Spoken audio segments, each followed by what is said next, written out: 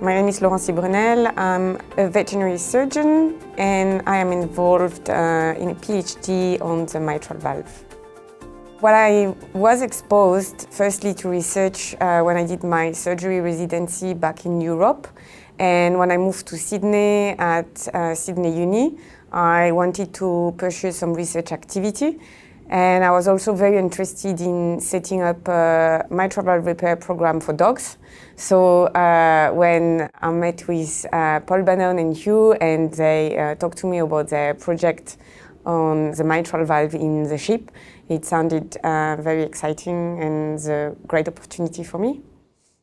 At the moment, we are trying to define the role of the anterior mitral leaflet on left ventricular function.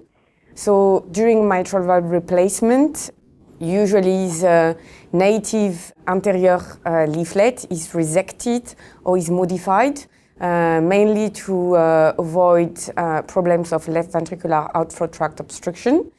With a transcatheter mitral valve, if it's not resected, it's either split or is fixed to the prosthesis. So we really wanted to know if affecting all those interventions on the anterior leaflet would affect the left ventricular function. And so that was our main research question, and we developed like a heart-beating normothermic ovarian model to answer those questions. The fact that the model is like heart-beating model is quite interesting because that means we can run several episodes of bypass without having to wait several hours that the heart recovers from the cardioplegia. We are able also to run real-time measurements like pre and post mitral intervention several times. So it's like instantaneous measures that we are recording. And and obviously we are like applying all the mitral intervention and then evaluating the effect on it, like the acute effect on the left ventricular contractility. So that's really the specificity of our model. To record pressure and volume inside of the ventricle, we will use the PV conductance catheter. The acquisition of the data, specifically the PV loops and the hemodynamic values, we record them via LabChart. We are like really interested in getting those PV loops. So for us, it's gold standard, and so having like the Mila catheter and all the hardware and software from AD Instrument is like ideal for us.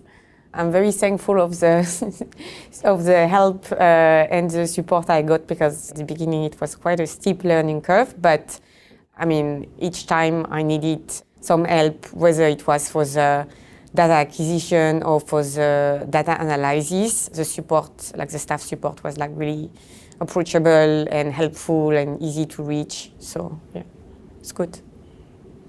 I think we are showing that altering even the most minimal intervention on the native anterior mitral leaflet impairs left ventricular function. So and obviously without the equipment, we would not have been able to show that. So we are, we think we're right with our research question, and yeah, we're very happy about our results so far.